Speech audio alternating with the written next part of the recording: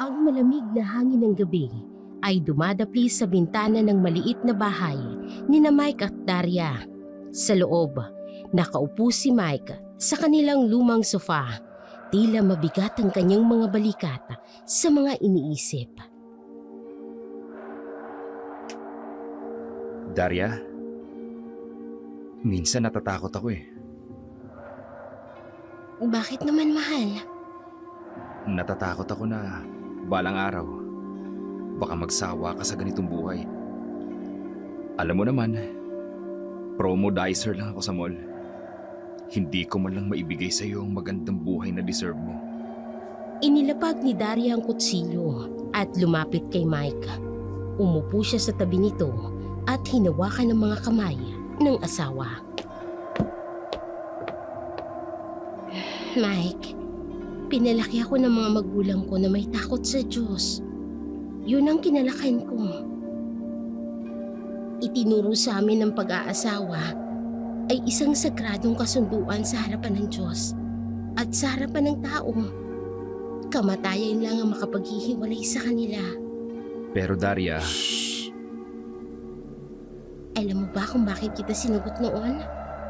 Hindi dahil sa pera o sa posisyon. Nakita ko kung gaano kabuti ang puso mo. Yun ang mahalaga. Unti-unting gumaan ang ekspresyon ng mukha ni Mike. Hindi ako makapaniwala na napangasawa kita. Hindi ako nagsisisi. At ako rin. Kaya may plano ako. Hanggat maaari, wag muna tayo mag-anak para makapag-ipon tayo. Para makapagtapos ang isa sa atin. Anong ibig mong sabihin? Kapag nakapagtapos ako, ikaw naman ang pagtatapusin ko. Ang pag-asenso sa buhay, sinasamahan ng sangkatutak na tiyaga at pasensya. Kaya makakaahon din tayo. Mabuti ng paghandaan natin na magiging kinabukasan ng pamilya natin, Mike. Niyakap ni Mike ang kanyang asawa, ang kanyang mga matay na mamasa. Salamat, Daria. Salamat sa pagtitiwala. Sa labas ng bintana, patuloy ang pag-ihip ng hangin. Dala ang pangako ng bagong umaga para sa mag-asawa. Kinaumagahan, habang nilalamon ng init ng araw ang mga kalye ng nayon. Dalawang dila ang abala sa pag-uusap sa tindahan ni Aling Tess. Tila walang pakialam sa panahon. Patuloy ang kanilang kwentuhan tungkol sa mga bagay na hindi naman dapat pinag-uusapan. Ay, naku, napansin mo ba yung lumang bahay sa tapat ni Daria? Ay, oo naman. Ilang pamilya nang umalis doon. Para bang may sumpa Ay, doon? totoo! Wala talagang tumatagal doon. May nakapansin nga na sa tuwing hating gabi. Aba, may naririnig daw na kakaibang ingay. Ay, nako, mabuti na lang. Hindi nahawaan ng sumpa sina Mike at Daria, no? Nako, binibiyaan siguro sila ng Diyos. Ay, speaking of Daria, hindi mo ba napapansin? Hating gabi na siya umuuwi. Oo nga. Eh kasi naman, isa siyang crew sa fast food chain sa bayan. Biglang dumating si Daria. May dalang basket para sa bibilhing panluto. Agahan ng chismis ah. Ay nako, Daria, hindi naman chismis to, no? Concern lang kami kasi hanggang hating gabi ka nagtatrabaho sa bayan. Ang taong sinungaling, nagkakalat ng kaguluhan. At ang mapanirang dila, naghihiwalay ng matalik na magkaibigan.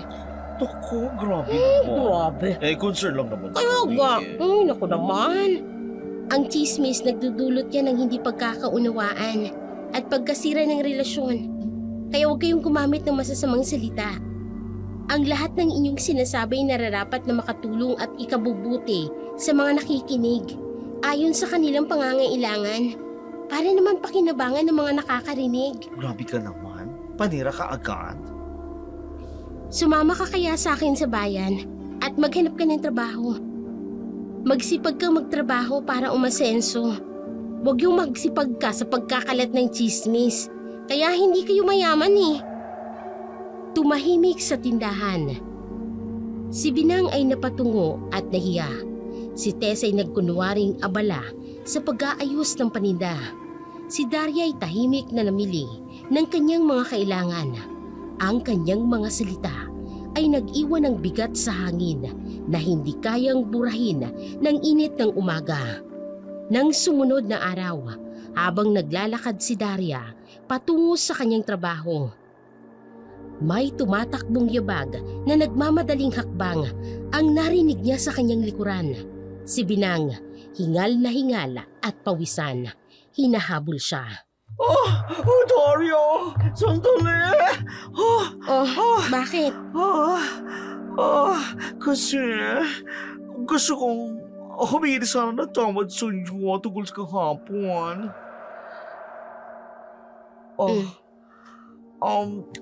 Natamaan kasi ako sa sinabi mo.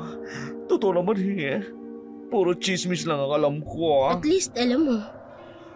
Kaya nga gusto ko sana magbago. Tigilan ng chismis. Para kasing katikit ng dila ko. At least sinubukan mo. Pero, ito lang yung maipapangako ko Hindi kita pagchichismisan. Never na. Pero yung ibang tao, ay nako, hindi ko kaya. Kung itutuloy mo yan, hindi mo pa rin mapipigilan ang ganti ng bawat salitang walang kabuluhang bibitawan mo. Ay, nako, bakit ka ba ganyan magsalita? Para kang galing sa seminaryo. Ang dami mong alam na nagpapakonsensya sa akin. Ikaw na ang idol ko. Hindi naman sa ganun. Gusto ko lang... Sige na nga, baby step muna ako Unti-unti. Una, ikaw muna. Ang hindi ko ichichismis. Tapos pag nasanay na ako, iba naman. Parang diet lang, di ba? Hindi kasi pwede biglaan. Ang katikati ng dila ako. Dami kasi mga nakuha na lang pwede imarites. Kung yan ang paraan para magsimula ka. Ay, payakap mo. Thank you sa pag-iintindi sa akin, Kahit minsan, nasama ng ugali ko. Walang anuman. Basta tandaan mo lang yung sinabi ko, ha? Oo naman, promise ko yan, alis na ako. May nag-text sa akin May importante daw akong gagawin. Ay! Sorry, nadapa ako. Bye-bye! Napailing si Daria habang pinapanood si Binang na tumatakbo palayo. Alam na mahaba pang landas ng pagbabago para sa kanyang kaibigan. Ilang araw ang lumipas matapos ang pag-uusap ni Daria at Binang. Tila may pagbabago nga sa kilos ng binabae. Bumabati na ito kay Daria tuwing makakasalubong niya ito. At kapag nasa tindahan ni Tess ay hindi na siya nakikihalubilo sa mga tsismisan. Ngunit isang mainit na hapon habang naglilinis si Daria ng kanilang bakuran, isang malaking ingay ang yumanig sa katahimikan ng kanilang lugar. Isang malaking truck ang pumarada sa tapat ng lumang bahay. Agad na lumabas si Binang mula sa katabing bahay, matay nanlalaki sa excitement. Ma'am Daria! Ma'am Daria, tingnan mo! Ano na naman? May bagong lipat sa lumang bahay. Tingnan mo, ang dami mga gamit. Naku, may malaking freezer! Maraming kargador ang nagsimulang magbaba ng mga gamit, kabilang na ang isang malaking industrial freezer. Isa, dalawa, tatlo, apat na freezer! Grabe! Ano kaya nilalagay dyan? Ice cream store kaya yan?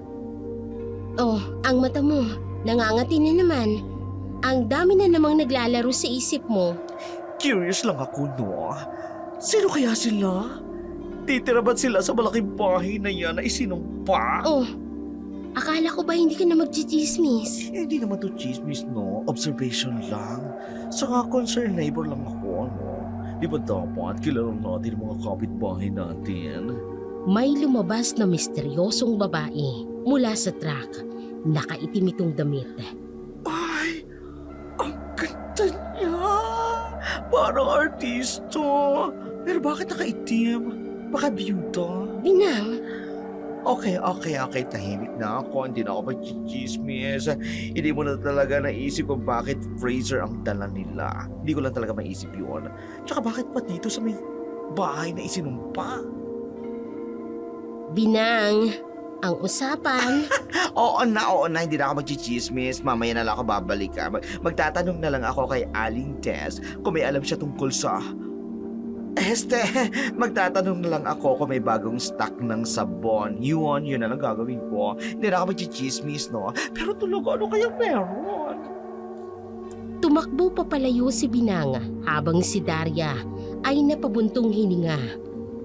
Pinagmamasdan ang patuloy na pagbababa ng mga gamit sa misteryosong bahay. Mula nang dumating ang misteryosong kapitbahay, tila may ibang hangin na dumadaloy sa lugar. 3 araw ang nakalipas, ngunit ni anino ng mga bagong lipat ay hindi makita ng mga tao.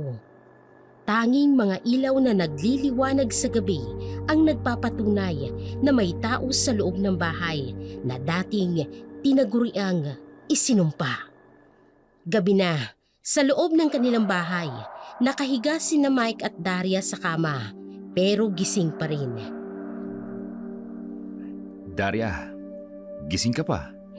Oo, hindi pa ako inaantok. Napansin mo ba? 3 araw na silang nakalipat. Pero ni minsan, hindi pa sila lumalabas. Baka nag-aayos lang ng bahay. Pero kahit pantawid gutom man lang wala. Hindi ba dapat bumibili sila ng pagkain? May dala siguro silang stock. Saka yung mga freezer. 4 na malaking freezer. Para saan kaya yun? Hindi kaya negosyante sila? Baka may plano silang magtindahan dito. Pero bakit hindi man lang nagpapakilala sa mga kapitbahay? Saka bakit sa ganitong lumang bahay pa? Hayaan mo na lang. Baka may dahilan sila. Hindi ka ba natatakot? Kakaiba kasi. Wala namang dapat na ikatakot eh. Basta may pananampalataya tayo. Ay, sana nga. Sige na, matulog na tayo. May pasok ka pa bukas. Sa labas, may mahinang tunog ng pagbukas at pagsara ng pinto mula sa kabilang bahay. Pareho silang napatigil sa pakikinig pero walang sumunod na ingay. Narinig mo yun? Oo, pero hayaan mo na. Sige na, matulog na tayo. Pinatay ni Daria ang ilaw sa tabi ng kama. Sa dilim, tanging ang mahinang liwanag mula sa kabilang bahay ang tumitindig sa kadiliman hanggang sa ito naman ay unti-unting nawala. Ang katahimikan ng gabing yun ay tinuldukan ng pagsikat ng araw. Ngunit hindi pang karaniwan ang umagang yun. Isang nakakikilabot na sigaw ang yumanig sa buong nayon. Nagpalipat-lipat sa mga pader ng mga bahay hanggang sa gumising sa lahat ang nakabibinging sigaw ni Aling Mitring. Sa harap ng bahay ni Aling Mitring, ang anak ko si Jenny, bakit ganito ang ginawa sa kanya? Ano pong nangyayari, Aling Mitring? Ang anak ko, ang tiyan niya winakwak. Kinuha ang sanggol. Aswag ang gumawa nito.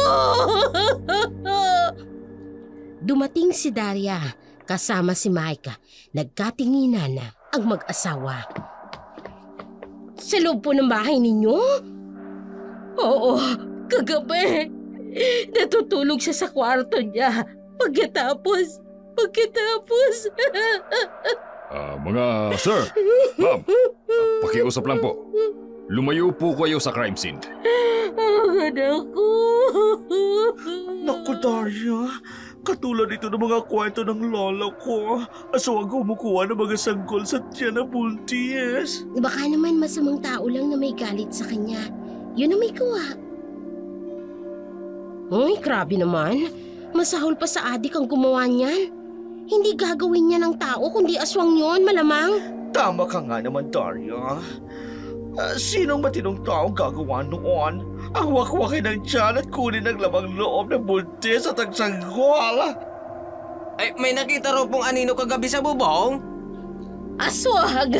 Aswang ang pumatay sa anak ko! Aswang yun! Hindi kaya may kinalaman. Huwag tayong mambintang ng walang katibayan. Pero Daria, simula nang dumating ang mga bagong lipat, hindi ba't kakaiba na ang mga nangyayari? Kaya nga, di ba? Tsaka yung mga freezer nila, Diyos ko, nakita ko yun. Mga ma'am, sir, huwag po tayong magpakalat ng chismis. Iniimbestigahan pa po namin ang kaso. Dapat patalsikin ang mga aswang dito. Hindi na tayo ligtas dito. Aling Mitring, kailangan niyo po munang kumalma. Hayaan nating mag-imbestiga ang mga pulis. Paano ko kakalma?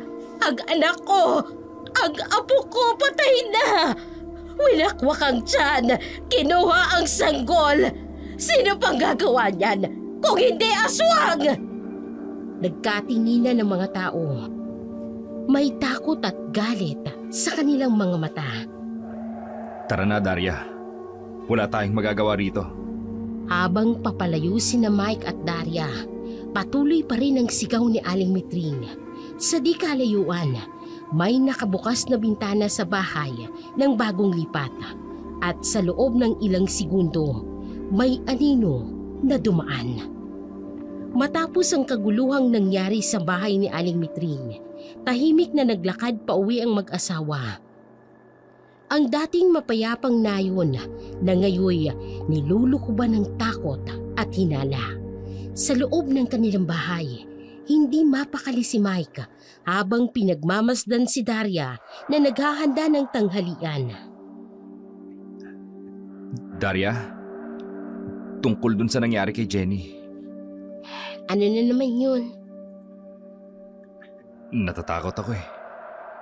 Hindi ba't panggabi ang trabaho mo? Kaya ko ang sarili ko. Pero papaano kung...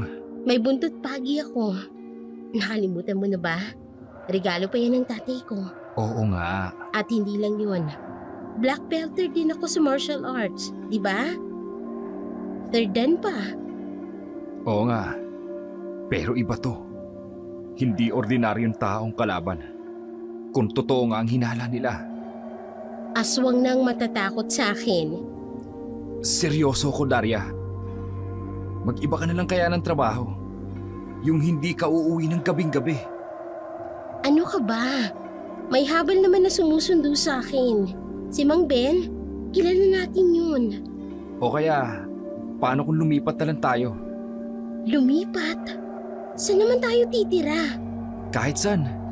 Basta malayo sa lugar na to. Mike, libre tayong nakatira dito sa bahay ni Tia Elena. Nasa abroad siya. Ito lang ang pagkakataon nating makaipon. Pero kung delikado na rito, Makinig ka nga sa akin. Huwag kang magpaalipin sa takot. Kapag naging alipin ka ng takot, iikot ang buhay mo sa takot. pero Daria, Hindi ba napag-usapan na natin to? Maraming opportunity ang mapapalagpas mo kapag namuhay ka sa takot. Tulad nitong bahay ni Tia Elena. Malaking tulong ito para makaipon tayo. paano kung may mangyari sa'yo? Wala. May pananampalataya ako sa Diyos. May tibay ako ng loob. May buntot pagi ako. Marunong ako ng martial arts. At higit sa lahat, may asawa akong nagmamahal at nag-aalala sa akin. Ipangako mo sa akin, mag-iingat ka.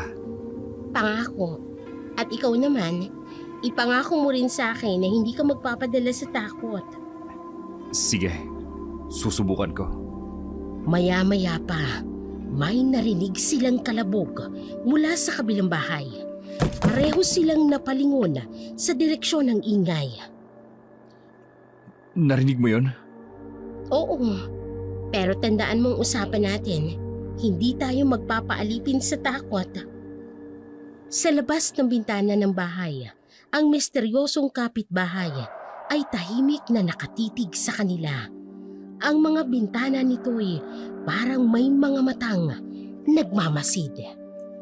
Kinabukasan, 2 pulis na nakasibilyan ang dumating sa nayon. Sa kabila ng kumakalat na tsismis tungkol sa aswang, kailangan pa ring sundin ang tamang proseso ng imbestigasyon. Nagsimula silang kumatok sa bawat bahay at nang makarating sa bahay ni Mike at Daria, dala nilang bigat ng mga nakalap na kwento. Good morning. Pasensya na sa abala. Gusto lang po namin magtanong tungkol sa nangyari kay Jenny. Sige po, ano pong kailangan niyong malaman? Napansin ba ninyo ang kahina-hinalang tao o ingay noong gabi na yun? Wala naman po kami narinig. Pero Pero ano? May narinig kaming kalabog mula sa kabilang bahay. Sa bagong lipat, sir. Anong oras ito nangyari? mga 11:11 siguro ng gabi. Tungkol sa mga bagong lipat, may napansin ba kayong kakaiba? Hindi po sila lumalabas ng bahay. At marami po silang freezer na dinala. Fraser, Opo. 4 na malalaking freezer. may nakausap na ba kayo sa kanila? Wala pa po. Hindi po sila lumalabas. Biglang may kumatok sa pinto. Si Aling Mitring, namumugto ang mga mata. Detective! Dapat pong puntahan ninyo ang bahay na yon. Sigurado ako. Doon nyo matatagpuan ang katibayan. Ginawa na po namin yan, pero wala pong sumagot sa aming pagkatok. Ay di lalong kahina-hinala yun, sir. Kailangan po namin ng search warrant para pasukin ang pribadong bahay. Biglang pumasok si Binanga, hingal na hingal. Sir! Ma'am! May nakita po ako! May nakita ko kagabi! Ano yun? May lumabas sa itim na anino mula sa bubong nila, parang lumipad-lipad. Kailangan natin ng concrete na evidence. Hindi pwedeng anino lang. Pero paano ang anak ko? Ang apo ko? Ginagawa na po namin ang lahat. Pero sa ngayon, wala po tayong sapat na ebidensya para... Pero yung mga freezer, bakit hindi nyo buksan? Kailangan ng court order para... Court order? Patay na yung anak ko! Patay na yung apo ko! Court order pa kayo ng court order, sir! Aling Mitring, kailangan pong sundin ang proseso. Tama si Daria. Sa ngayon, ang maipapayo namin sa inyo ay mag-ingat. Maglagay ng ilaw sa labas ng bahay. Huwag magpapagabi mag-isa sa labas. At kung may makita kayong kahina-hinala, tumawag kaagad kayo sa amin. Ito ang calling card. Aalis na kami. Walang hustisya! Walang hustisya! Lumabas ang mga pulis. Sa labas ng bintana, may anino na dumaan sa kabilang bahay. Ilang araw matapos ang imbestigasyon ng mga pulis, unti-unting bumalik sa normal ang buhay sa nayon.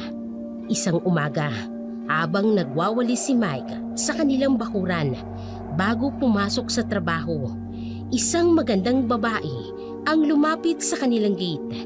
Si Tanya, ang misteryosong kapitbahay na ngayon lang nagpakita. Magandang umaga. Pasensya na't ngayon lang ako nagpakilala. Ako si Tanya, kapitbahay niyo. Magandang umaga rin. Ako si Mike. Mike, eto na ang kape mo. Hello po. Ikaw siguro si Daria. Narinig ko na may mabait na kapitbahay daw ako dito. Oo, ako nga. Kumusta ang paglipat nyo? Medyo magulo pa sa loob. Kaya nga hindi ako masyadong nakalalabas eh. Pero gusto ko sana magbigay ng peace offering. Nag-bake ako ng brownies. Hindi na po sana kayo nag-abala. Nako, hindi naman abala yon. Special recipe ko yan. Bakit ganyan siya makatingin kay Mike? Salamat Gusto mo bang pumasok muna para magkape? Nako, sa ibang araw na lang po. Meron po kasing dadalaw na supplier para sa negosyo ko. May negosyo kayo? Oo, meron. Supplier ng frozen goods. Speaking of, baka gusto nyo mag-order. Special price para sa inyo. Tingnan namin Baka busy ka na, Tanya. May supplier ka pa, di ba? Oo nga pala. Babalik na lang ako. By the way, Mike, promodizer ka raw sa mall? Baka pwede mo ako matulungan sa pagpapromote ko ng mga products. Sige. Pag-usapan natin. Busy si Mike sa mall ngayon Baka sa ibang araw na lang. Of course, marami pa namang araw. I'll see you around, kapitbahay. Umalis si Tanya. Ang mga yabag ay tila lumulutang sa lupa. Ang sarap naman ito. Gusto mo bang tikman, Daria? Hindi. Hindi ako kumakain ng pagkain na hindi ko alam ang pinanggalingan. Ang dami mo namang arte. Ang bait-bait niya nga Mike, napansin mo ba kung paano kanya tingnan? Sus, ganun lang yun. Friendly lang. Biglang may malakas na kalabog mula sa bahay ni Tanya. Ano kaya yun? Mike, ipangako mo sa akin, huwag kang kakain ng kahit na ano mula sa kanya. Bakit naman? Magtiwala ka. May kakaiba sa kanya. Lalo na sa mga tingin niya sa'yo. Sa malayo, nakatingin si Tanya mula sa kanyang bintana. Ang mga matay kumikislap sa umaga. Pagkatapos umalis ni Tanya, tahimik na naghahanda ng hapunan sina Mike at Daria sa kanilang kusina. Hindi maalis sa isip ni Daria ang pangyayari kanina. Alam mo ba, 3 beses na pumunta dito si Tanya habang nasa trabaho ka. Ha? Bakit naman daw? May dala daw siyang brownies para sa'yo. Special batch daw. 3rd batch na ata yun this week. Mabait lang siguro talaga siya. Mabait. Mike, nakita mo ba kung paano siya dumating kanina? Naghihintay sa labas ng bahay natin. Alam niya ang time ng uwi mo. Coincidence lang siguro. Tapos alam mo kung ano pang sinabi? Gusto ka raw niyang samahan sa shop niya. Ngayong gabi pa. Para daw ma-visualize mo yung mga design. Hindi ka naman designer. Design? Oo, yung shop design na sinasabi niya. Pero Mike, kailan mo ba nabigay ang number mo sa kanya? Nung isang araw. Para sa business lang naman. Business? Mike, hindi ka ba natatakot? May namatay ng buntis dito. Tapos biglang may misteryosong kapitbahay na palaging may dalang pagkain para sa'yo. Nagsiselos ka ba? Oo naman. Sino ba namang hindi? Nakita mo ba yung suot niya kanina? Naka-red dress pa siya na hapit sa katawan niya. Hindi ko napansin. Sus! Lalaki ka, napansin mo yon. May kakaiba sa kanya, Mike. Yung tingin niya sa'yo parang... Parang ano? Parang gutom. Hindi yung normal na gutom Parang iba. Mike, ipangako mo. Kahit kailan, huwag kang pupunta sa bahay niya. Lalo na mag-isa. Pangako. Tsaka, bakit naman ako pupunta ron? Ikaw lang naman ang mahal ko. Talaga? Kahit may dalang brownies? Kahit anong klaseng brownies pa yan. Although, cute ka pala kapag nagsiselos. Bulero! Pinalo ni Daria si Mike, pero pareho silang natawa. Sa labas ng kanilang bintana, ang bahay ni Tanya ay tahimik na nakatayo sa dilim. Isang mapayapang umaga, naglalakad si Daria sa mga pamilyar na kalye ng kanilang nayon. Ngunit may kakaiba sa hangin. Isang malamig na pagtanggap na hindi niya nararanasan noon. Naglalakad si Daria sa kalsada ng kanilang nayon habang may mga batang naglalaro sa harap ng isang bahay.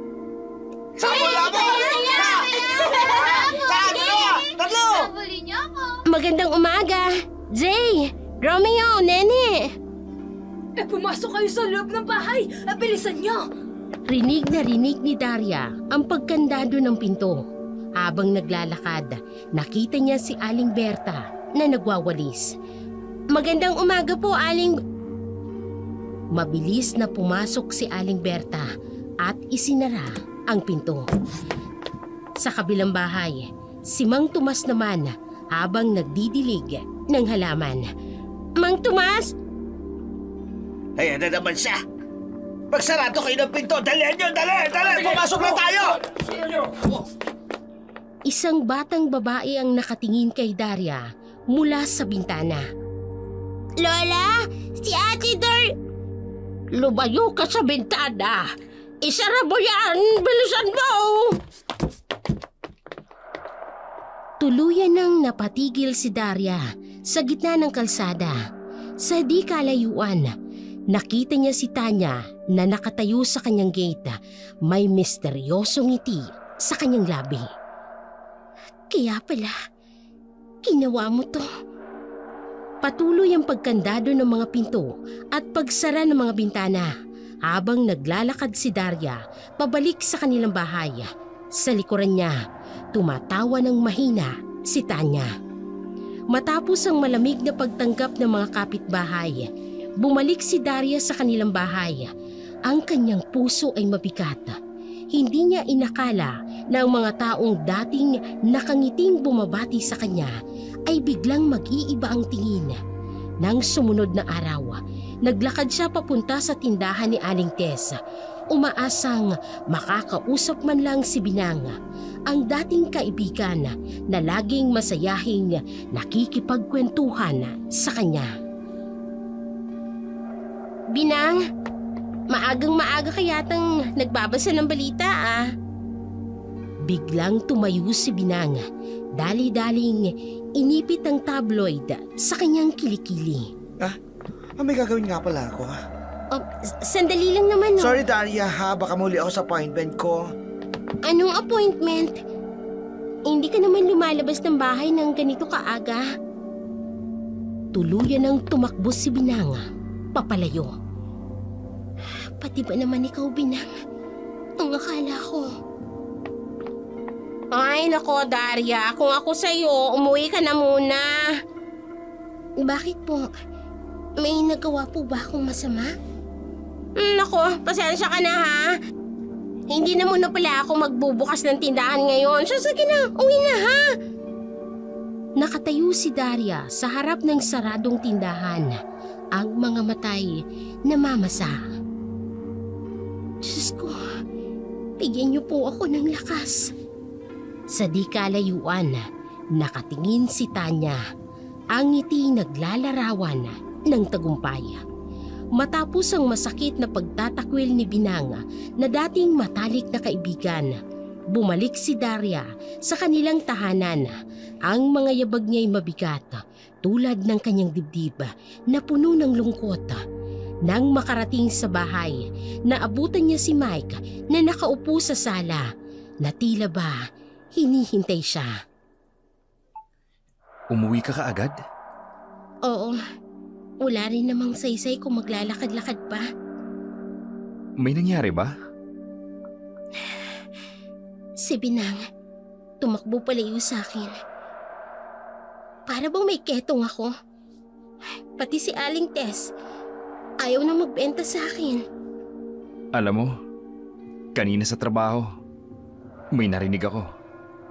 Pati raw sa mall, may nagkakalat ng kung ano-anong kwento tungkol sa'yo. Ganun ba? Kaya pala pati si Mang Ramon, umiiwas din. Hindi ko maintindihan eh. Ilang taon ka nang kilala ng mga tao rito. Bakit bigla na lang silang naniniwala sa mga walang kakwenta-kwentang chismis? Mahal, huwag ka na magalit. Paano ako hindi magagalit? Nakikita kong nahihirapan ka. Ang mga dating kaibigan mo, iniiwasan ka na ngayon. Alam mo, okay lang yun. Ha? Okay ka lang? Mike, hindi naman tayo nabubuhay para i-please sila eh. Nabubuhay ako para sa Diyos. Wala akong ginagawang masama para iwasan nila. Paano kung lumala pa to? Paano kung... May tiwala ako sa Diyos. Kung may plano siya, may dahilan. Siguro, pagsubok lang ito. Alam mo minsan, iniisip ko kung papaano ka nagiging ganyan kalakas. Hindi ako malakas, mahal. May Diyos lang ako na inaasahan. At syempre, ikaw. Andito lang ako, Daria. Kahit ano pang sabihin nila. Tara na, magluto na lang tayo. Baka magutom ka sa kakaisip ng problema. Sigurado ka bang ayos ka lang? Oo naman. Alam mo, minsan ang pinakamabigat na krus ay ang mga maling akala ng tao. Pero kung malinis ang konsensya mo, wala kang dapat na ikatakot. Pero dapat, may gawin tayo. Hindi pwedeng hayaan lang natin to. May oras para sa lahat, Mike. Sa ngayon, magdasal na muna tayo. Darating din ang araw na lalabas ang katotohanan. Ilang araw ang lumipas matapos ang mabigat na pag-uusap ng mag-asawa. Si Daria, sa kabila ng mga nangyayari, nagpasya pa ring ipagpatuloy ang kanyang nakagawian. Pagbibigay ng burger sa kanyang mga kapitbahay tuwing katapusan ng buwan. Isang simpleng pasasalamat sa kanilang pagiging komunidad. Ngunit sa araw na yun, iba ang hangin na humahaplos sa kanya. Mga kapitbahay, may burger ako dito katulad ng dati. Libre ito. Ngunit walang lumalabas. Tanging hanging malamig ang sagot. Aling Berta, nandito na po ako. Alam ko pong paborito ng apo ninyo yung burger. Mang Tomas, para po sa inyo at kay Manang Elena. Tay, gutom na po ako. Tumahimik ka. Huwag kang lalabas. Tumigil si Daria sa harap ng dating tindahan ni Tess. Aling Tess, wala, sarado kami. Para lang po sa inyo at kay Tatang. Ay, naku, umalis ka na. Hindi kami kumakain ng galing sa... Galing po saan? Binang, alam kong naririto ka. May dala akong extra cheese. Paborito mo to dati, di ba? Parang may kakaiba. Dati-rati, naririnig ko na ang boses ni Binang. Kahit saan ako magpunta sa compound na to. Pero ngayon... Nana Luding, may burger po dito. Ay, Diyos ko! Lumayas kang demonyo ka!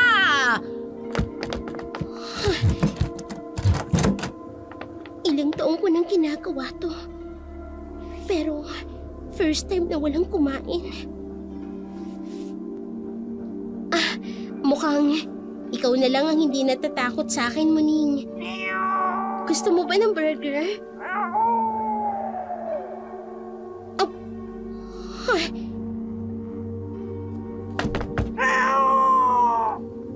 Ay! Iwanan mo ang pusa namin! Huwag mong bibigyan! Panginoon, patawarin mo sila. Hindi nila alam ang kanilang ginagawa. Sa likod ng puno, nakatayo si Tanya. Masayang pinapanood ang eksena. Tingnan mo, Daria. Kahit ang pagkain mo, dinudumihan na ng mga tao. Hindi magtatagal. Mawawala ka na rin dito. At si Mike, sa akin na si Mike. Matapos ang masaklap na karanasan ng pamimigay ng burger, bumalik si Daria sa kanilang tahanan. Ang mga matay mamasa-masa. Nang gabing yun, habang nakaupo sa pagkainan, napansin ni Mike ang hindi pangkaraniwang katahimikan ng kanyang asawa. Ang dating masayahing mukha ni Daria ay nagtatago ng malalim na kalungkutan. Oh, inom ka muna. Pampalakas ng loob. Salamat, mahal. Nakita kita kanina. Yung mga burger. Alam mo, Ang sakit pala kapag yung simpleng pagpapakita mo ng pagmamahal sa kapwa, tinatanggihan ng ganun-ganun na lang. May naisip ako, Daria. Ano yun? Paano kung magbakasyon muna tayo? Kahit ilang araw lang. Bakasyon? Oo. May leave credits pa naman ako. Pwede tayong pumunta sa probinsya ni na Tita Beth. Malayo sa ingay ng lugar na to. Pero, paano yung trabaho ko? Mag-file ka ng leave. Sigurado akong papayagan ka. Mabait naman ang manager mo, di ba? Oo nga. Tingnan mo yung mga kapitbahay natin. Para bang mga robot na naprogramang iwasan ka. Hindi ba nakakapagod? Oo nga eh. Minsan iniisip ko, may nagawa ba akong mali sa kanila? Wala kang kasalanan, Daria. Ang mga taong yan, naniniwala lang sa kung ano-anong gusto nilang paniwalaan. Siguro tama ka. Kailangan na nating lumayo muna. Talaga? Pumapayag ka? Oo. Siguro nga, kailangan nating magpahinga. Kailangan kong magpahinga. Sige. Tatawagan ko na si Tita Beth. Sigurado kong matutuwa siya. Magluluto muna ako ng hapunan. Alam mo, minsan, kailangan din nating isipin ang sarili natin.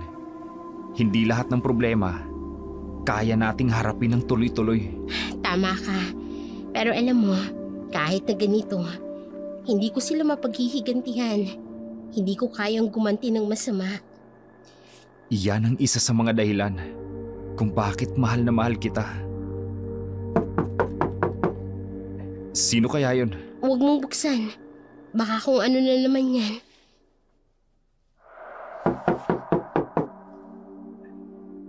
Si Manong Ramon. May hawak siyang sobre. Ano kaya yun?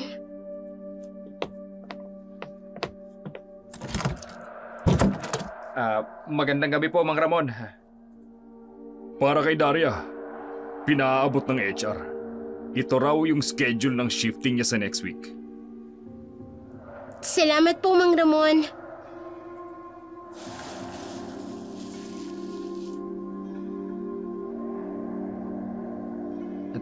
Timing. Pwede mo nang sabihin sa kanila na magbabakasyon ka. Oo nga. Mike, Bakit? salamat sa lahat. Kinaumagahan, maagang naghanda si Mike at Daria para sa kanilang paglalakbay. Sa arkiladong van ng kanilang sinasakyan ay puno ng iba't ibang pasahero na patungo rin sa probinsya. Sa mga unang sandali ng biyahe, tahimik ang lahat. Ngunit sa bawat segundo ng kanilang biyahe, unti-unting lumalakas ang bulong-bulungan. Ano ba kung bakit sila aalis? Ay, ano pa daw para lumayo sa kasalanan? Mahal, ayos ka lang? Sandali lang. Buti nga aalis na sila. Hindi naligtas Ay, sinabi mo pa. 2 raw ang nabiktima niyan ngayong nakaraang linggo. Biglang tumayo si Daria at humarap sa mga pasahero. Tama na. Hindi ko na kayang mga parating ninyo. Hoy, bakit? May kasalanan ka ba? Yun nga ang tanong ko. Anong kasalanan ko na pinagsasasabi ninyo? Tumahimik ang lahat sa loob ng van. Alam ng lahat ang totoo. Kaya ka umuuwing hating gabi dahil naghahasik ka ng lagim. Ikaw ang aswang na nambibiktima ng mga tao rito. Uy, nako! Yan pala, inabagan namin! Nako! Ano ba kayo? Paano nyo nasasabi yan? Kanya na ba kababa ang tingin niyo sa akin? Nagtatrabaho ako para sa pamilya ko. Araw-araw ginigising ko ang sarili ko ng maaga para mag-aral. Nagtatrabaho ako mula 2:00 ng hapon hanggang 7:00 ng gabi. Hating gabi ako nakakauwi dahil malayo ang bayan. Tapos gagawan niyo ako ng ganyang kwento. Ay, pero may nagsabi. Sino? Sinong may makatingdilan na naghahasik ng chismis na yan? Sino man yan? Buhay pa siya pero sinusunog ng kaluluwa niya sa impyerno. Ay, sino pa? Kung hindi yung kaibigan mong si Binang. Siya lang naman ang nagkakalat ng kwentong yan. Si Binang? Ang kaibigan kong si Binang? Mahal, Alam niyo ba kung bakit ako aalis? Hindi para lumayo sa kasalanan, tulad ng sinasabi ninyo. Magbabakasyon lang sana kami. Magpapalipas ng sama ng loob dahil sa inyo. Alam niyo ba kung gaano kasakit para sa akin yung mga burger na pinag-ipunan ko, pero tinanggihan niyo lang? Kung alam ko lang, ibinigay ko na lang sana yun sa mga batang pulubi sa bayan. Hindi tulad ninyo. Baka natuwa pa sila. ma'am, sir, gusto niyo po bang bumaba? Anong gusto mong gawin ngayon, Daria? Tara na, bumaba na tayo. Hindi tayo patatahimikin ng mga taong to sa biyahe. Matapos ang mainit na pagtatalo sa van, lumabas sina Mike at Daria. Sa kanilang paglalakad pa uwi, may mga matang sumusunod sa kanila. Sa tabi ng kalsada, nakita nila si Aling Marta, isa sa mga pasahero sa van, na tahimik lang kanina. Nakatayo ito sa tapat ng bahay ni Binang, na tila may gustong sabihin. Oy, Binang! Lumabas ka, Binang! Wala ako sumod, Aling Marta. Kailangan kong makausap ka tungkol ito kay Daria. Sandali. Ay, bakit? Nakita mo ba yung nangyari sa van? Ay, nakita mo ba kung paano sinira ang buhay ng kaibigan mo? Wala akong pakialam. Tingnan mo ako! Ilang taon na kitang kilala? Ganito ka ba talaga kawalang konsensya? Hindi niyo alam ang totoo. Eh, ang alam ko si Daria mula pagkabata. Mabuting tao yan. Naalala mo ba nung nagkasakit ka? Sino nag-alaga sa'yo? Sino yung nagpapakain sa'yo ng lugaw araw-araw? Pues, iba na ngayon. Anong iba? Yung pera na ibinibigay sa'yo, yun ba ang halaga ng pagkakaibigan nyo? Sa ginawa mo, ako ang nahihiya. Nahihiya ako na naniwala ako sa'yo. Nahihiya ako na tinulungan kitang ipakalat yung mga chismis na yon. Pero, Walang pero. Aba, tingnan mo nga yung ginawa mo. Pinagtabuyan natin yung mga taong walang ibang ginawa, kundi tumulong sa atin. May problema ba, Aling Marta? Ikaw ang tunay na may kasalanan dito. Ako? Bakit naman ho? Ikaw, Binang, tingnan mo nga yung sarili mo. Ipinagpalit mo ang tunay na kaibigan para sa demonyo.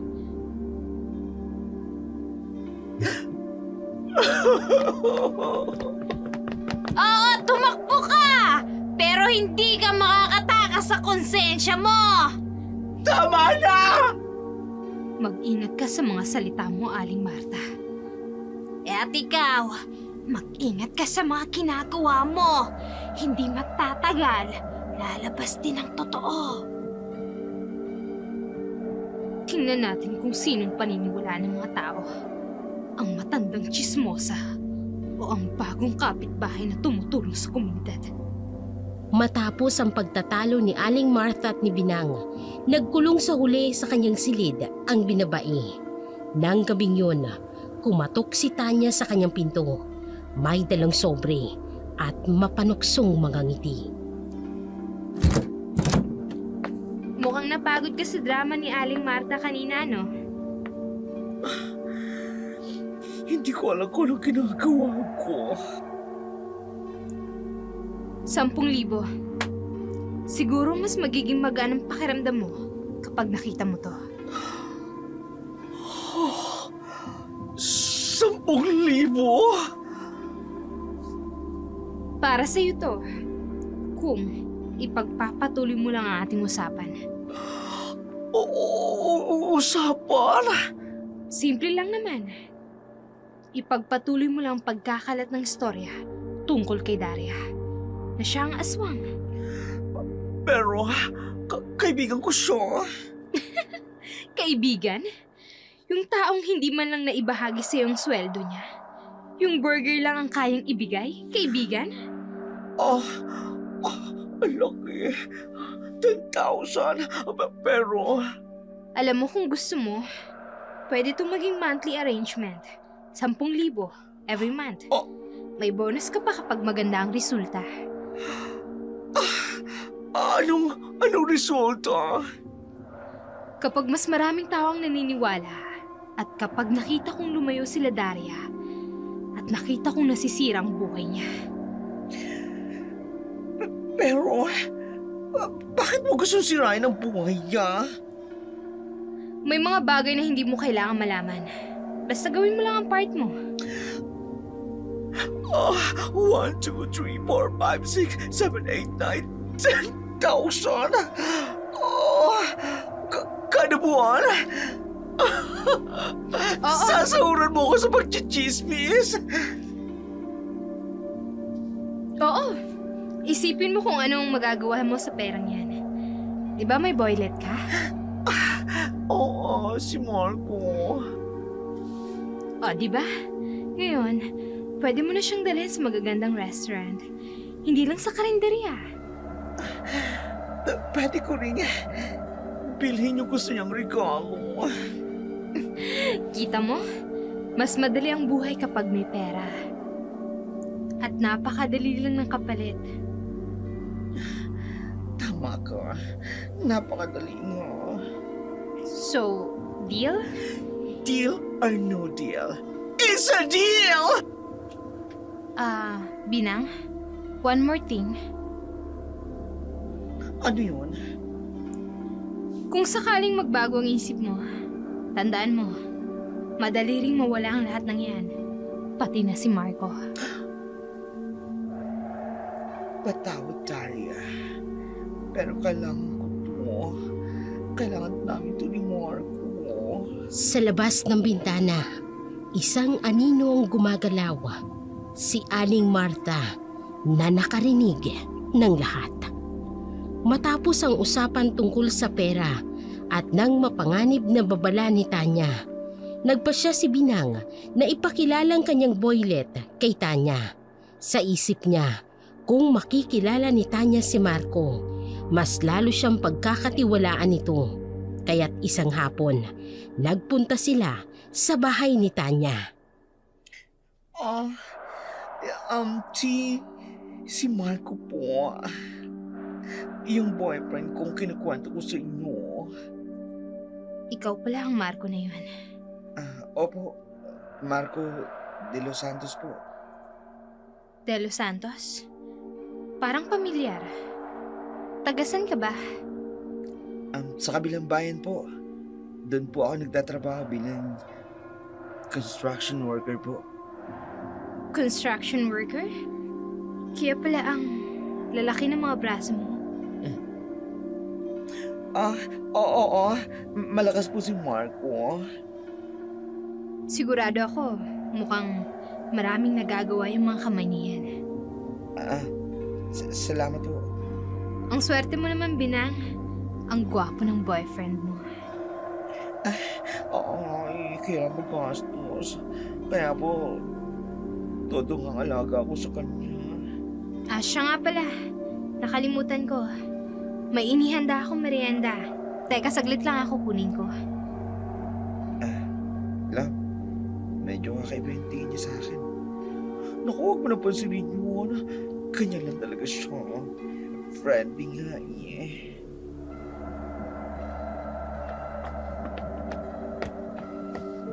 Oh, eto. Special recipe ko to Sigurado kong magugustuhan mo yan, Marco. Salamat po. Alam mo, Marco, may expansion project kami dito sa compound. Baka gusto mo mag-apply. Mas malapit dito. Mas mataas pa ang sweldo. Okay naman po si Marco sa work niya ngayon. Ano sa tingin mo, Marco? Pwede kitang i-recommend personally. Pag-iisipan ko po. Pasensya na po. May lakad pala kami ni Marco. Ganun ba? Oo. Sayang naman. Pero Marco welcome ka dito. Anytime.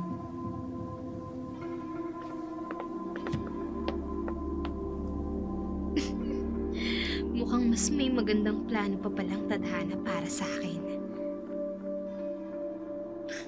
Lord, bakit gano'n ang tingin niya kay Marco ko? Matapos ang kakaibang pagpapakilala kay Tanya, hindi mapakali si Binang. May kung anong hindi magandang kutob.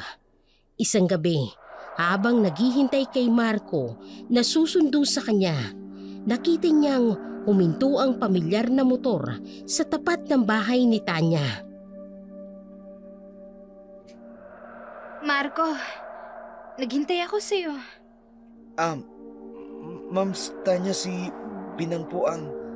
Alam mo ba kung sino talagang nagbabayad ng motor mo? Si Binang po. Mali. Ako. Lahat ng perang yon galing sa akin. Ano pong ibig niyong sabihin? Simple lang, Marco. Pinabayaran ko si Binang para magkalat ng chismis at ginagamit niya ang pera para sa'yo. Hindi o. Teka. Hindi pwede. At alam mo ba kung ano pa? Kung gusto mo, dodoblehin ko ang binigay ko kay Binang. Basta, sumama ka sa akin. Teka, bakit niyo po ginagawa ito? Kasi gusto kita, Marco. Simula pa lang nung makita kita. At alam kong mas marami akong maibibigay sa'yo kesa kay Binang. Pero, mahal ko po si Binang. Pagmamahal o pera? Ano ba talaga yung mas mahalaga sa'yo? Halika, ipapakita ko sa'yo kung gaano kalaki ang pwede mong makuha. Sandali lang naman po siguro, di ba? Tama, sandali lang ito.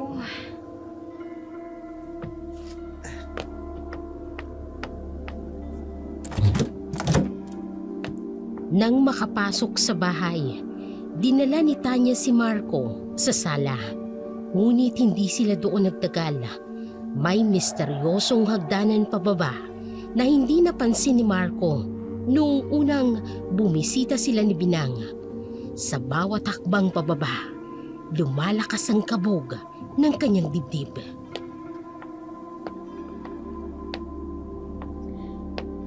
Welcome sa tunay kong tahanan, Marco. Anong lugar ito? Dito namin iniimbak ang mga koleksyon namin. Lumabas ang isang lalaki mula sa dilim, si Mando. Magandang gabi, Marco. Sino kayo? Bakit niyo ako dinala dito? Gusto mo bang makita kung anong mga naipon namin dito? Mga nakahilerang lamang loob at karne. Hindi mga tao yan Matalino ka pala, Marco. Oo, mga tao ang mga yan. At alam mo ba kung bakit? Unti-unting nagbabago ang anyo mo. Lumalaki ang mata mo. Humahaba ang kuko mo. Tulong! May pumapatay na tao rito! Tulong! Walang makaririnig sa'yo dito, Marco. Kayo ang tunay na aswang! Binayaran niyo si Binang para ipagkalat na sintari ang aswang! Pero ang totoo, kayo ang mga aswang! Hindi ka ba natutuwa? Mawawala ka na sa mundong to nang hindi man lang nalalaman ni Binang ang totoo! Binang patawad! Huwag kang mag-alala. Masarap kang kainin. Hindi masasayang yung katawan mo. Diyos ko po, patawad. Pinang patawad. Masarap ka sigurong pagsaluhan. Hindi! Tulong! Tulong! Ang sigaw ni Marco ay unti-unting naglahos sa dilim ng basement habang ang halakhak ni Tanya at Mando ay umaalingaw-ngaw sa mga pader. Ang dilim ng basement ay tila lumalalim habang nagbabagong anyo ni Tanya. Ang dating magandang mukha ay unti-unting nagiging kalunos-lunos na mukha ng isang nilalang na hindi matatawag na tao. Si Marco, na ngayon ay nanginginig sa takot, ay hindi makapaniwala sa kanyang nasaksihan. Ang mga salitang binitawan niya tungkol kay Daria, ang mga paratang na inutos sa kanya ay bumalik sa kanya ngayon bilang mabigat na konsensya. Sa kabila ng matinding takot, nakahanap si Marco ng lakas para tumakbo. Ang kanyang mga paa ay tila may sariling buhay habang hinahanap ang daan patungo sa hagdan. Ngunit ang basement ay parang isang librento ng dilim at ang bawat pagtakbo ay tila nagdadala sa kanya sa mas malalim na bahagi ng impyerno. Hindi totoo ito! Panaginip lang to! Panaginip? Hindi, Marco! Mas totoo pa ito sa lahat ng mga naranasan mo! Bakit yung ginagawa ito? Para saan pa? Para sa kapangyarihan. Para sa buhay. At syempre, para sa mas masarap na pagkain! Kaya pala, ang mga nawawala, kayo ang may kagagawan. Matalino ka pala, Marco. Kaya nga binayaran namin si Binang para mailayo ang atensyon. At napakagaling ng iyong kasintahan. Napakadaling utuin. Huwag mong babanggitin ang pangalan niya. Ginamit mo lang siya. Bakit ka nagagalit? Hindi ba't ginamit mo rin siya? Para sa pera? Hindi! Hindi totoo yan! Totoo, Marco! Pareho lang tayong nagpapanggap! Hindi ako katulad nyo! Oo nga! Hindi ka katulad namin. Ikaw ay pagkain lamang. Tulong! May pumapatay dito! Tulungan niyo ako! Walang makaririnig sa'yo dito, Marco! Ang basement na ito ay espesyal! Hindi! Pakawalan niyo ako! Bilang patawad! Yan na ang huling salita mo! Ang pangalan ng taong ipinagkanulo ka!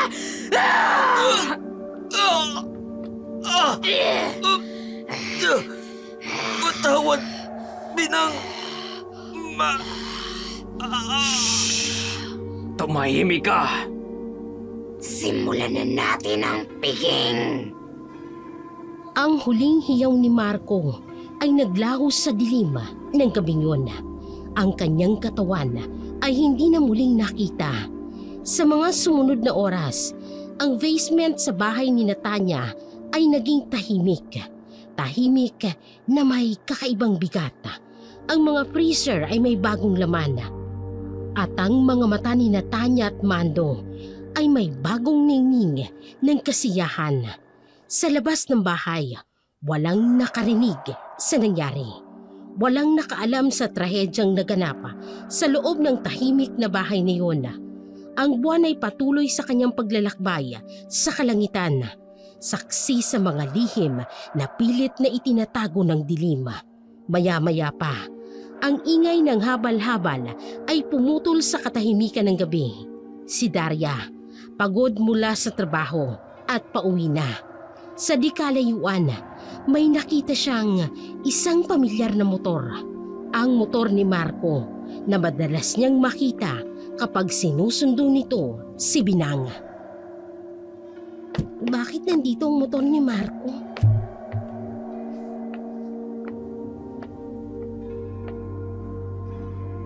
Hoy! Daria! Ano ginagawa mo sa motor ng boyfriend ko? Binang, tiniting... Ha? May balak kang aswangin siya? Kaya ba pinag-aaralan mo ang motor niya? Binang naman. Huwag na huwag kang magmaang-maangan. Alam kong ikaw ang aswang dito. Binang, pakinggan mo muna ako. Ilang taon na tayo magkaibigan. Kahit kailan ba may nagawa akong masama sa'yo? Wala. Pero ngayon nagbago ka na.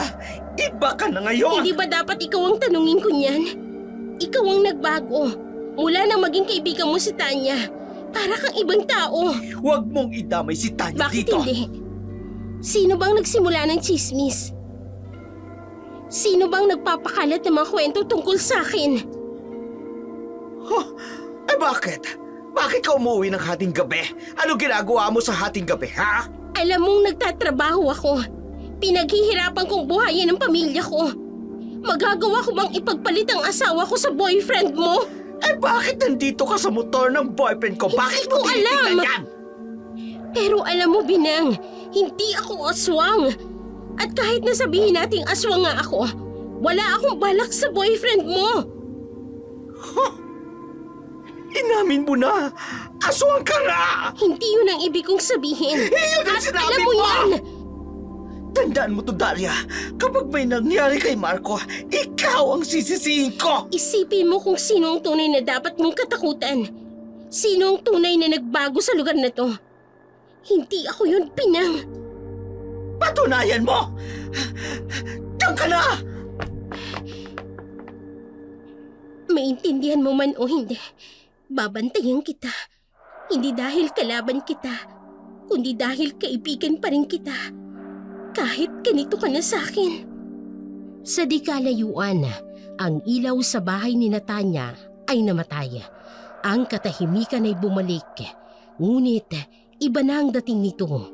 Isang katahimikang puno ng hindi maipaliwanag na pangamba. Ang gabing yun ay lumipas na parang isang masamang panaginip. Ngunit ang umaga ay nagdala ng mas matinding bangungot.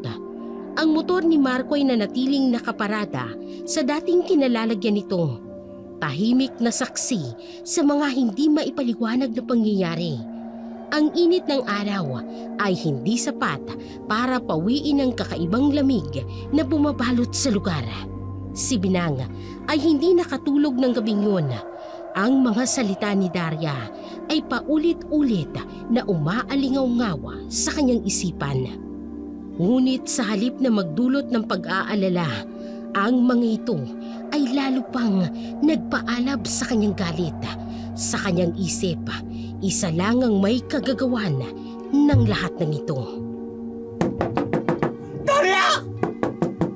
Daria! Lumabas ka, Daria! Daria! Binang, ang aga-aga. Hayop ka! Wala akong pakialam. Saan mo dinala si Marco? Anong ginawa mo sa kanya? Ano bang pinagsasasabi mo? Hindi umuwi si Marco kagabi! Hindi siya sumasagot sa mga tawag ko at ikaw ang may Binang, kasalanan ko! kahapon pa kita binalaan. Kaya mo ko binalaan kasi alam mo na may gagawin ka! Aswang ka! Ano bang kaguluhan to? Ay, dakaw, nagsisimula na naman. Baka naman totoo nga! Tingnan ninyo! Kinain niya ang boyfriend ko! Aswang yan! Binang, hindi ako aswang. At kung may nangyari man kay Marco, Ate Binong! Ate Binong! Buti tumating ka! Si Marco nakita na ba? May text po si Marco kagabi bago siya nawala. Anong text? Anong text? Tingnan mo. Papunta siya kina Tanya. May ipapakita raw sa kanya. Yan yung huling message niya eh. Kay Tanya? Kinatanya. Oo, tapos wala na. Hindi na siya nag-reply sa mga tawag at text namin. Hindi! Hindi pwede! Sino nga ulit ang dapat mong pagdudahan? Hindi! Mali ito! Si Tanya! Kailangan ko siyang makausap! Dapat tayo magpunta sa mga pulis! Tama. Kailangan nating malaman ang totoo. Oh, Marco! Anong ginawa ko? Anong gagawin ko? Hindi pwede mamatay si Marco! Ang araw ay tuluyang sumikat, ngunit ang init nito ay hindi sapat para pawiin ang lamig na gumagapang sa mga buto ni Binang. Sa hindi kalayuan, ang bahay ni Natanya ay nananatiling nakasara. Tahimik na nagtatago sa mga lihim na hindi pa nalalaman ng mundo. Ang balita tungkol sa pagkawala ni Marco ay kumalat na parang apoy sa buong nayon. Hindi nagtagal, 2 pulis ang dumating sa bahay ni Daria. Ang kanilang mga mukha ay seryoso. Dala-dala ang mga papeles at recorder para sa investigasyon. Sa labas ng bahay, nakatayo si Binang. Hawak-hawak ang kamay ng kapatid ni Marco, habang ang mga kapitbahay ay nagbubulong-bulungan. Magandang umaga, Ma'am Daria. Tungkol po ito sa nawawalang si Marco Rivera. Opo, pasok po kayo. Salamat. Nakausap na po namin si Binang at ang kapatid ni Marco. May ilang katanungan lamang po kami. Mahal, sasama ko ha. Sige. Ma'am, pwede niyo po bang ikwento sa amin ang nangyari noong gabing yon? Kagabi po, pagka-uwi ko galing trabaho, mga 12:30 po, nakita ko po yung motor ni Marco sa labas. Anong oras po exact? Siguro po mga 12:35 na po. Kabababa ko pa lang po ng habal-habal. Tapos po? Napansin ko po na parang may kakaiba. Kasi hindi naman po normal na nandun ang motor ni Marco ng ganung oras. May nakita po ba kayong kahinahinala? Wala po. Pero may text message daw po si Marco sa kapatid niya. Opo. Nakuha na po namin yon. Na pupunta raw siya kina Tanya. Kinatanya? Ganun na nga po, tapos bigla pong dumating si Binang. Galit na galit sa akin. Akala niya po ako may kagagawan. Bakit naman kayo ang pagbibintangan? May chismis po kasi dito na ako raw po ang aswang. Aswang? Opo, lagi po kasi akong late umuwi dahil sa trabaho ko. Service crew po kasi ang asawa ko sa fast food. At night shift po siya. May nakita ba kayong iba after ng encounter ninyo with Binang? Wala na po. Pero Pero ano po? may mga kakaibang nangyayari po sa bahay ni Natanya. Laging sarado. May mga freezer po na dinala. At may mga nawawala po dito sa amin noon pa. Mga nawawala? Opo, mga tao po. Parang nawala na lang bigla. Dapat sigurong tingnan natin ang bahay ni Natanya. Sir, baka po pwedeng bantayan niyo si Binang. Bakit naman? Kaibigan ko pa rin po siya. At natatakot ako na baka siyang sumunod. Sa labas ng bahay, ang araw ay tumatama na sa motor ni Marco na nakatiwangwang pa rin sa gilid ng kalsada. Isang metalikong saksi sa mga hindi pa nararating ng investigasyon. Lumipas ang ilang araw ng masusing investigasyon. Ang mga pulis ay nagdala ng mga salaysay mula sa bawat taong maaaring may kinalaman sa pagkawala ni Marco. Sa buong panahong yon, ang motor ni Marco ay nananatiling nakatiwangwang sa tabi ng kalsada. araw-araw na paalala sa kanyang pagkawala. Binang, kailangan nating pag-usapan ang resulta ng aming investigasyon. Bakit po? May nakita ba kayong katibayan labang kay Daria? Binang, wala kaming makitang anumang ebidensya na nagkukonekta kay Daria sa pagkawala ni Marco. Pero sir, nakita ko siya. Pinag-aaralan niya ang motor ni Marco. Pero Binang, may text si Marco tungkol kay Tanya. Tumahimik ka! Hindi po ba? Suspicious lang lagi siyang umuwi ng hating gabi. Na-verify na po namin sa kanyang employer. Regular night shift po talaga siya, Binang. At may CCTV footage sa fast food chains na nagpapakitang nagtatrabaho siya nung gabing yun. Pero, yung mga freezer... Ang mga freezer po ay nasa bahay ni Tanya, hindi kay Daria. Binang, baka dapat tingnan natin ang ibang posibilidad. Hindi! Hindi pwede! Sigurado ako! Wala kayong sapat na ebidensya para sampan ng kaso si Daria.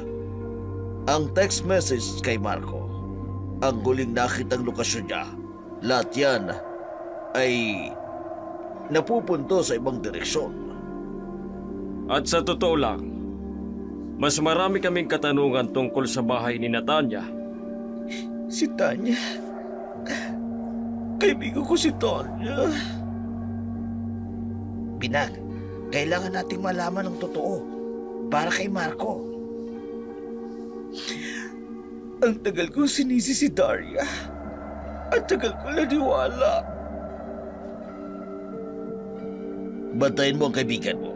May ilang bagay kaming kailangang siyasat. Ang gabi ay tahimik na bumabalot sa kanilang munting tahanan. Matapos ang mahabang araw ng investigasyon, si Daria at Mike ay nakaupo sa kanilang hapagkainan. Ang mga matay puno ng pagod, ngunit hindi nawala ng determinasyon. Ang ilaw ng gasera ay mahinang sumisilip sa kanilang mga mukha. Lumilika ng mga anino sa dingding na parabang tagapakinig ng kanilang mahalagang pag-uusap. Mahal, mahirap ang pinagdaanan mo ngayong linggo. Salamat, Mike. Alam mo, naisip ko, Ano yun? baka mas makabubuti kung umalis na lang tayo rito. Bakit naman? Tingnan mo ang nangyayari. Lahat ng chismis, lahat ng mga paratang, hindi ka na tinitingnan ng maayos ng mga kapitbahay. Kahit na na-clear na ako ng mga pulis. Oo nga. Kahit na-clear ka na, may kilala akong nagpapaupa ng bahay sa kabilang bayan. Mas malapit sa trabaho Hindi, mo. Mike. Hindi. Hindi ako aalis. Hindi tayo aalis. Pero Daria, hindi naligtas dito. Si Binang, ang mga kapitbahay. Si Binang ay kaibigan ko pa rin. Biktima rin siya dito. Biktima? Pero siyang nanira sa'yo. Alam ko. Pero hindi mo ba nakikita? May humihila sa kanya.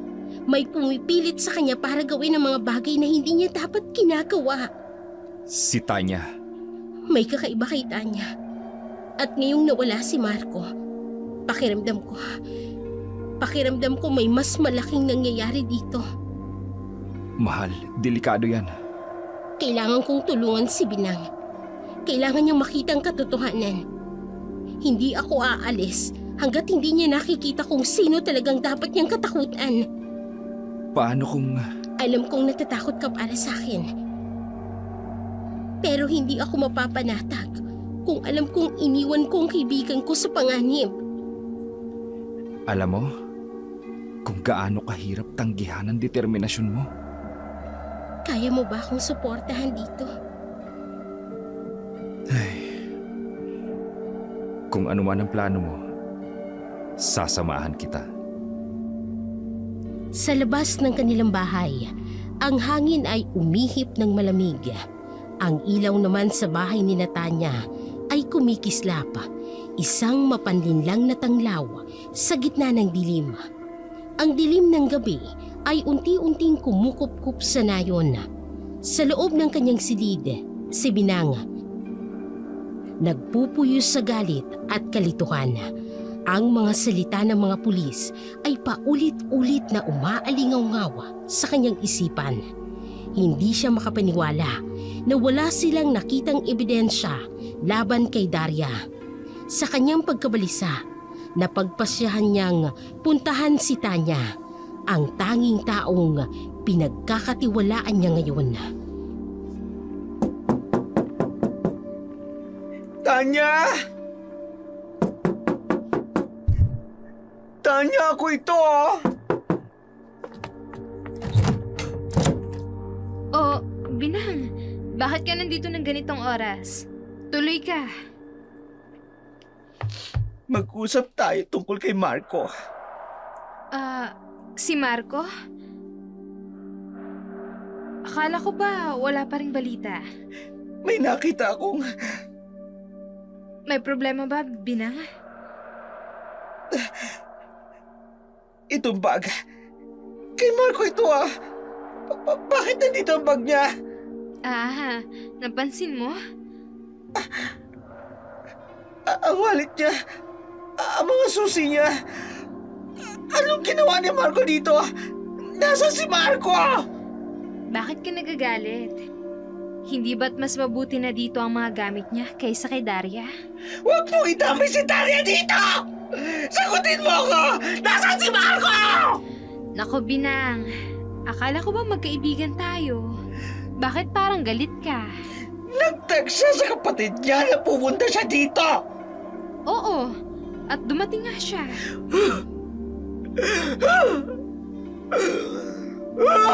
Anong ginawa mo sa kanya? Bakit hindi ko na lang ipakita sa'yo? Kakampi na natin si Marco. Halika para makita mo siya. Anong kakampi?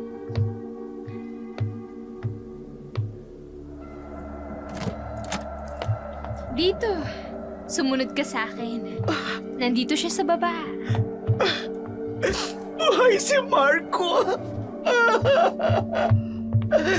Sayang ni Marco, ang gwapo-gwapo niya. Hindi na ako makakakita ng katulad niya.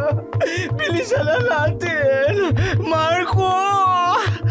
Nandito si Marco, ha?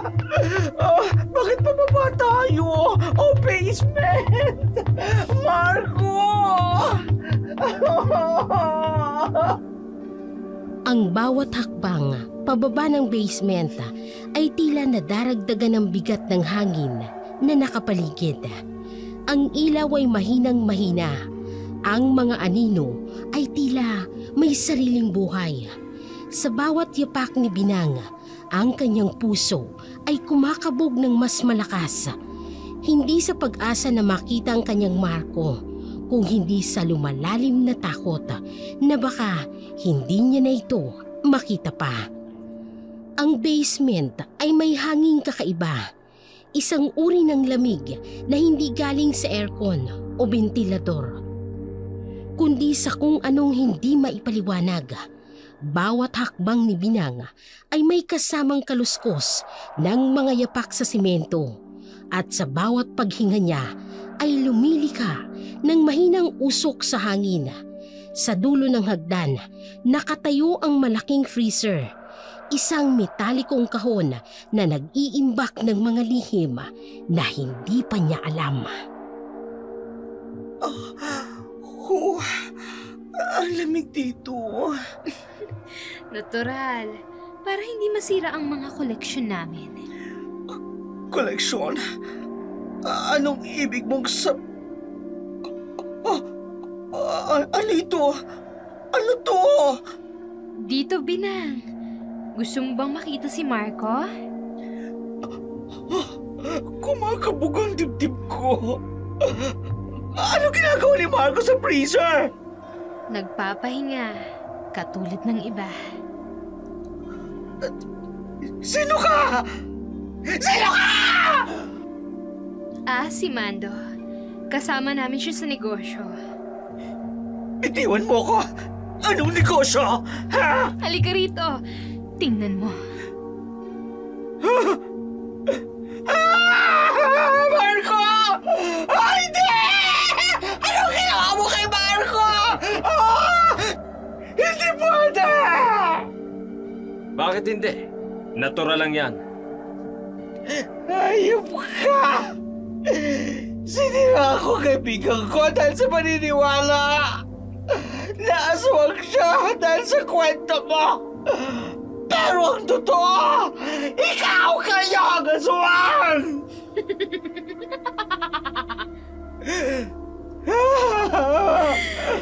Matalino ka pala! Yan ang gusto ko. Matatalino! Walang hiya kayo! Kayo ang walang hiyang kapitbahay! Malalaman ng lahat ang totoo tungkol sa inyo sa pagiging aswang ninyo! Yun ay kung makalalabas ka pa. Matutulad ka na sa kanila! Unti-unti, nagbabago ang anyo niya! Ang kanyang dating anyo ay naging isang nakakakilabot na nilalang! Mga aswang kayo! Mga demonyo! Ikaw ang ginamit namin para siraan sana ang dalawa. Dahil hindi namin magamit ang aming kapangyarihan sa babaeng yun. Pero wala kang nagawa. Kaya ngayon, isasama ka namin sa koleksyon namin Hindi! Huwag kayong lalapit! para maibenta mo ang lamang loob mo Hindi! sa mga kauri naming aswang! Hindi! Hindi! Hindi! Wala ka nang magagawa, Binang! Sasama ka na namin sa koleksyon namin! Saklolo! Tulungan niyo ako! Biglang tumama ang matutulis na kuko ni Mando sa tagiliran ni Binang.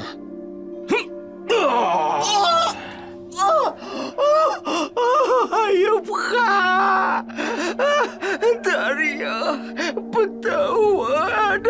Nagkamali ako ng siniraan ka at pinagkanulo ka. Kung buhay ko ang kapalit, gagawin ko.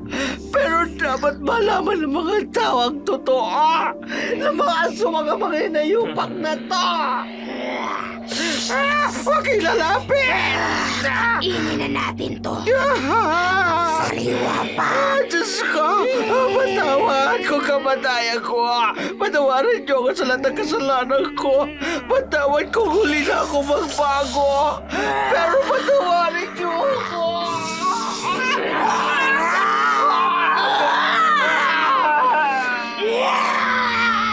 Lumapit ang dalawang aswang.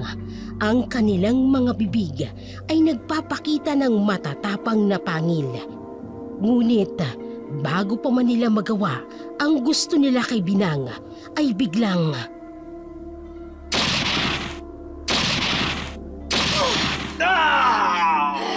ang basement ay biglang napuno ng liwanag mula sa flashlight ng mga pulis.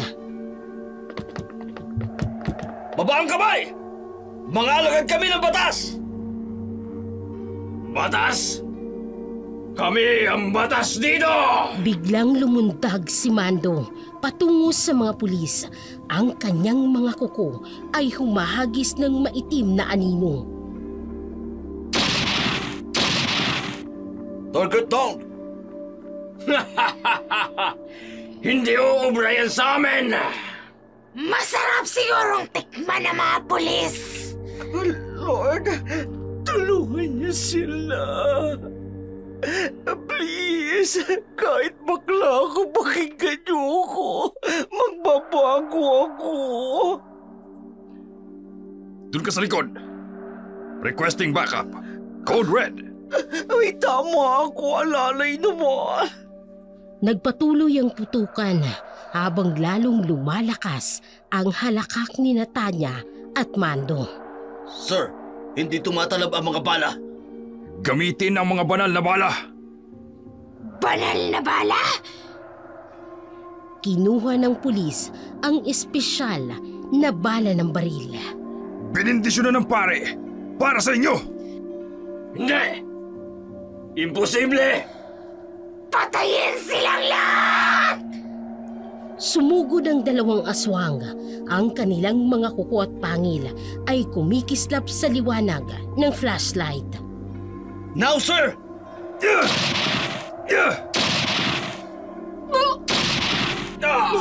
Tumama ang mga banal na bala. Ang mga aswang ay nagsimulang maglabas ng maitim na usok. Ay, hindi! Hindi pwede ito! Tanya! Tatakas tayo! Sige! Huwag niyo silang hayaang makatakas! Nagsimulang magbagsakan ng mga kahon at freezer habang nagkakagulo. Diyos ko, tulungan niyo sila, Diyos ko. Sa basement, ang mga putok ng baril at ang sigaw ng mga nilalang. Ang mga ilaw ay kumikislap sa bawat putok. Lumilikha ng parang sayaw ng mga anino sa dingding. Ang kaguluhan sa basement ay unti-unting humuhupa. Ang amoy ng pulbura ay nakahalo sa malamig na hangin bumababa mula sa hagdan. Sa gilid ng basement, si Binang ay nakaupo. Nanginginig pa rin sa takot at hindi makapaniwala sa mga nangyari. Isang kumot ang nakabalot sa kanya at sa kanyang tabi nakatayo sina Daria at Mike, ang mga taong kanyang siniraan. Ngunit sa huli ay siyang nagligtas sa kanya. Hindi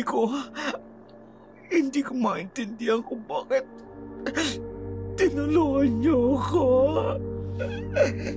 Paano ko naman hahayaang mapahama ka? Pero, siniraan kita eh.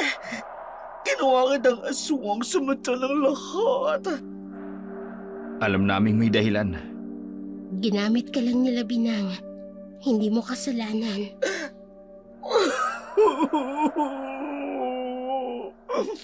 Pero kasalanan ko pa rin. Naniwala ako sa mga kasinungalingan. Ipinagkanulo kita sa ibang tao dahil sa pera. At ngayon, nalaman mo na ang totoo. Yun ang mahalaga. Paano niyo nalaman? Matagal na namin pinaghihinalaan yung mga freezer na yun. Nang mawala si Marco, nagpasya akong mag-imbestiga. Nakakuha si Mike ng mga larawan ng kahina-hinalang delivery sa gabi. Mga truck na walang plaka. At narinig ko ang mga kakaibang ingay mula sa basement na to. Kaya lumapit kami sa mga pulis.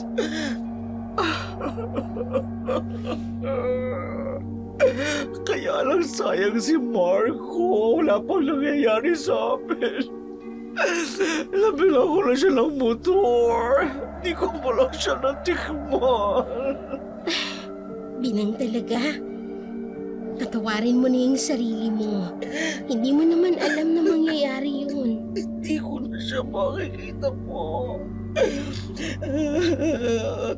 Sa pangalawang buhay siguro, no? Magpapakalalaki ako para magkaroon ako ng lahing magpapatuloy na mabuting asal. May pangalawang pagkakataon ka pa, Binang. Salamat talaga, ha? Sa kabila ng paninira ginawa ko sa iyo, nagawa mo pa rin akong tulungan. Ang tunay na kaibigan, maaasahan sa oras ng kagipitan. Parang kapatid na dumadamay.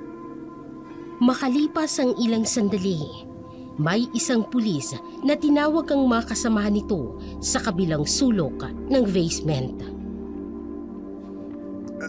Sir, kailangan niyong makita ito. Tumakbo ang mga pulis patungo sa pinakadulong bahagi ng basement kung saan may nakatagong pintuan. Diyos ko! Sa loob ng silid, nakahilerang mga freezer, iba't ibang laki.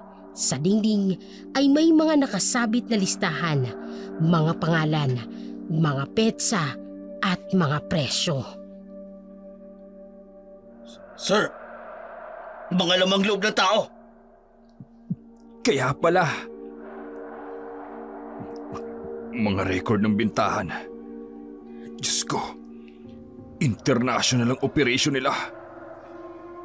Tawagan ng headquarters. Kailangan natin ng forensic team dito. Kaya pala gustong-gusto nila akong piliin na maging biktima para malaman kung sinong susunod. Tapos na yun. Hindi na sila makakasakit pa ng iba. Sir, may connection sila sa ibang grupo. May network sila.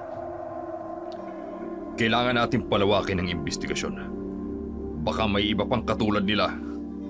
Sa labas ng basement, ang araw ay unti-unting sumisikat habang ang mga pulis ay nagpapatuloy sa kanilang investigasyon. Samantala ang tatlo ay magkakayaka pa rin, isang larawan ng tunay na pagkakaibigan ng tagumpay laban sa kadiliman. Sa kanilang likuran, ang mga lihim ng basement ay unti-unting nabubunyag, nagbibigay ng liwanag sa kadilimang matagal nang bumabalot sa kanilang komunidad. Sa kabila ng lahat ng nangyari, ang liwanag ng katotohanan ay unti-unting gumising sa puso ni Binang. Ang kanyang pagkamulat sa kasalanan ng tsismis at kasakiman ay nagbunga ng matinding pagsisisi. Napagtanto niya na ang kanyang mga gawaing nagdala sa kasiraan kay Daria ay hindi lamang nakasakit sa kanyang dating kaibigan, kung hindi pati na rin sa kanyang sariling dignidad. Isang araw, matapos ang matinding panalangin, nagdesisyon si Binang na tuluyan ng talikuran ang kanyang makasariling nakaraan. Mula noon, hindi na siya si Binang. Tinanggap niya ang kanyang tunay na pagkatao at pinili niyang magpakalalaki. Sa literal at makasagisag na paraan, tinawag niya ang kanyang sarili bilang Bernardo, isang bagong pagkatao na may layuning ituwid ang mga maling nagawa sa nakaraan. Si Bernardo ay naging halimbawa ng pagbabagong buhay, isang dating tsismosong bakla na ngayon ay naghahanap ng marangal na trabaho, nagsisikap at nagpapatuloy sa buhay ng may dangal. Hindi nagtagal, nakilala niya si Maria, isang mabait na guro sa nayon na nagbigay sa kanya ng pagmamahal at ng inspirasyon na muling bumangon mula sa kanyang mga pagkakamali. Nagkaroon ng sariling pamilya si Bernardo, naging responsabling asawa at ama, at ginamit ang mga aral na natutunan mula kay Daria upang turuan ang kanyang mga anak na maging matapat, mabuti at may takot sa Diyos. Hindi niya kailanman binalikan ang landas ng paninira at ng tsismis. Sa halip ay naging tagapagtanggol siya ng katotohanan at ng hustisya sa kanilang komunidad. Ang mga tao sa nayon, matapos makita ang katotohanan tungkol kay Tanya at Mando, ay bumalik sa dati nilang pakikitungo kay Daria at kay Mike. Ang dating malamig na pagtanggap ay napalitan ng pagpapahalaga at pagpapasalamat. Si Daria naman, nanatili ang kanyang pananampalataya at pagiging mabuti, nagpatuloy sa kanyang buhay ng may panibagong lakas. Ang kanyang katatagan sa gitna ng mga pagsubok ay naging inspirasyon sa maraming tao, kabilang na si Bernardo, na natutunan ng halaga ng pagpapakumbaba at pagsisisi. Ang kwento'y nagsisilbing paalala sa lahat na ang tsismis ay parang apoy na mabilis na kumakalat at maaaring sumira ng buhay. Ang maling akusasyon kapag hindi na ituwid ay maaaring magdulot ng matinding sakit at kawalan ng tiwala. Ngunit sa kabila ng kasamaan, ang katotohanan ay laging nagwawagi at ang pagpapatawad ay siyang daan tungo sa tunay na kalayaan. Ipinakita rin sa kwento na ang pagbabagong buhay ay posible para sa lahat. Si Bernardo, na dating kilala bilang Binang, ay patunay na ang tao, gaano man kalalim ang pagkakamali, ay may kakayahang magbago kung bibigyan ng pagkakataon. Ang kwento'y nagpapaalala na ang pagiging mabuting tao ay hindi natatapos sa pagsisisi. Ito ay isang patuloy na proseso ng paggawa ng tama, ng pagiging matapat at pagtuwid sa mga nagawang mali.